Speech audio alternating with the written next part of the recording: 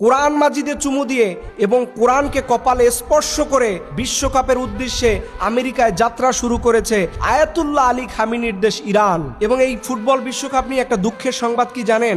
আমেরিকাতে নাকি ইরানের পতাকাকে উঠতে দেওয়া হবে না। কারণ হতে পারে, আপনি দেখবেন ইরানের পতাকার মাঝখানে একটা লোগো আছে, সেই লোগোটার নাম হচ্ছে আল্লাহ, এবং লাল এবং সবুজের নিচ থেকে 11-11-22 বার লেখা আছে আল্লাহু আকবার। হয়তো এই লেখাগুলো থাকার কারণে এই পতাকাকে নিষেধ করতে পারে, অথবা ইরানের এর আগে যদি কোনো পতাকা থেকে থাকে সেই পতাকার উপরে নিষেধাজ্ঞা দিতে পারে। দেখেন, ইরানিরা এমন একটা সময় আমেরিকাতে ফুটবল খেলতে গেছে যেই সময় ইরানিদের প্রতিটা মানুষের কলিজা ছিঁড়ে গেছে। কারণ এই ট্রাম্প তাদের দেশের সর্বোচ্চ নেতা এবং গোটা বিশ্বের মুসলিম উম্মার নেতা আয়াতুল্লাহ আলী খামিনিকে শহীদ করেছে।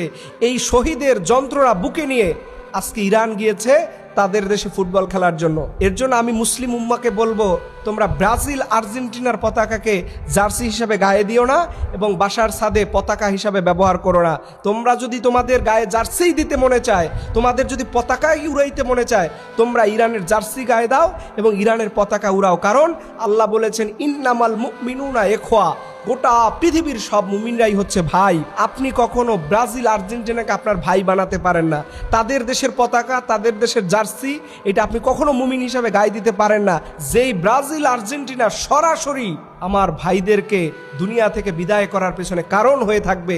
এবং আপনার মনে রাখা উচিত, এই ব্রাজিল আর্জেন্টিনা মুসলমানদের পক্ষে এক বিন্দু কাজ করে না, এরা সর্বোচ্চটাই ইসলামের বিরুদ্ধে কাজ করে। এর জন্য আমি বলবো, ফুটবল খেলাকে এমন আপন করবেন না যেখান থেকে আল্লাহ দূরে সরে যায়, আপনার নামাজ ছুটে যায়, ইসলাম ছুটে যায়। অযথা তর্ক বিতর্ক থেকে দূরে থাকবেন এবং মুসলিম উম্মার জন্য, বিশেষ করে ইরানের জন্য একটু দোয়া করবেন।